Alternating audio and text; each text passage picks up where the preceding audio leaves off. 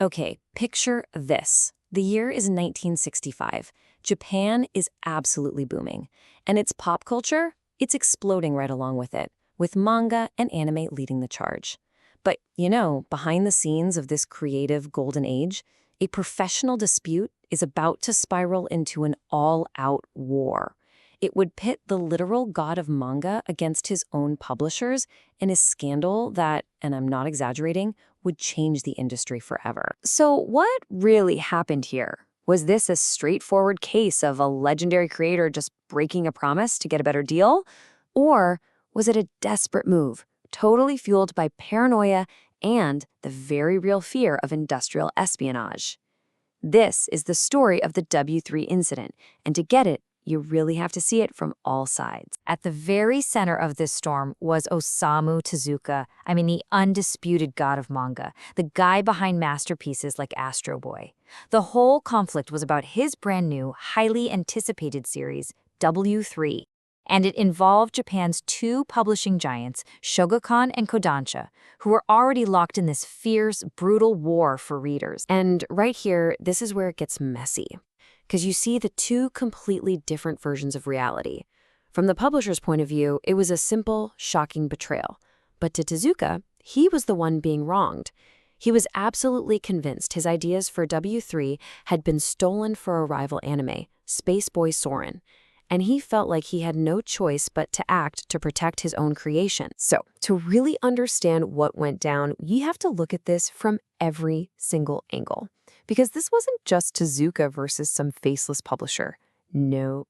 There were actually 4 key players in this drama, and each one had their own motivations, their own pressures, and their own version of the truth. Let's start with Tezuka's side of things. Yeah, he was the god of manga, but his animation studio, Mushi Production, was bleeding money.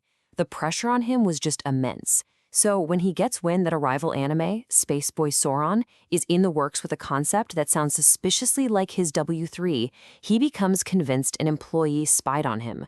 For Tezuka, this wasn't just business, it felt personal, like a deep violation. Okay, now let's flip over to Shogakukan, the publisher of Weekly Shonen Sunday. They thought they had a done deal. They thought W3 was going to be their next flagship series. And remember, they're in the middle of a brutal sales war.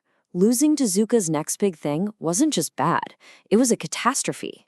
For them, seeing Tezuka take that series to their arch-rival, well, it wasn't just a broken contract. It was a profound betrayal that just blew up their whole strategy. And who was that rival? Kodansha, publisher of Weekly Shonen magazine. They were on the losing end of the circulation war, and they saw a golden opportunity. So they went in hard, aggressively pursuing an anime tie-in for W3, offering Tezuka this powerful media mix deal that Shogakukan hadn't. From Kodansha's perspective, this wasn't betrayal, it was just smart, aggressive business. They were trying to poach the hottest manga in Japan and turn the tide of the war. And finally, you can't forget about Tezuka's own animation studio, Mushi Pro. These guys were pioneers, literally trying to build the TV anime industry from the ground up. Their priority was simple: get the W3 anime made and get the funding to keep the lights on. They got caught completely in the crossfire of this publisher war, all in an era where contracts were, let's just say, a bit ambiguous. This whole feud was a dangerous distraction they just couldn't afford. So what you end up with is this tangled, chaotic web of conflicting interests. You've got Tezuka, who, fearing his ideas were stolen, makes a move that ends up damaging his own reputation. Shogakukan feels betrayed, but, and here's the irony, they end up with the hit manga anyway. Kodansha makes this big power play, loses, and gets forced back to the drawing board. And poor Mushi Pro is just stuck in the middle trying to survive the chaos. At the time, it really looked like there were no clear winners at all. Now, the immediate fallout was messy, for sure. But the long-term consequences, that's what makes this incident truly historic. This wasn't just some dramatic spat between famous people. The W3 incident fundamentally reshaped the entire manga and anime industry. It set off this incredible chain reaction that absolutely no one saw coming. And here's that chain reaction I'm talking about. In '65, the whole thing blows up. By 1966, Kodansha, feeling burned by Tezuka, makes a radical choice.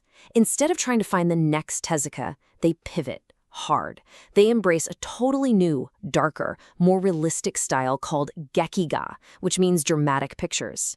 And that one decision, it led directly to some of the most iconic, mature manga of all time, like Ashito no Joe. It literally created a whole new creative lane in the industry. And the fallout for Shizuka himself?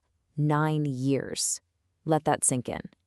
For 9 years, the god of manga was effectively blacklisted by Kodansha's weekly shonen magazine. The man who practically built the industry couldn't get published in one of its biggest magazines for nearly a decade. That just shows you how deep the wounds from this conflict really were. So what's the real legacy here?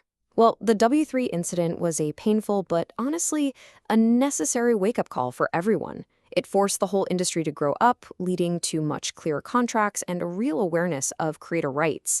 It also showed the risks of that media mix strategy, where you develop the manga and anime at the same time. And crucially, by knocking Tezuka's godlike status down a peg, it opened the door for new voices and styles, like Gekiga, to really flourish. The industry became so much bigger and more diverse because of this mess. In the end, the W3 incident is so much more than just a piece of manga history. It's really a timeless story, isn't it? It's about that raw, constant tension between art and commerce, between a creator's personal vision and an industry's bottom line. And it really makes you wonder, when these incredibly powerful forces collide, is a painful crash like this one just inevitable? Thanks for joining us.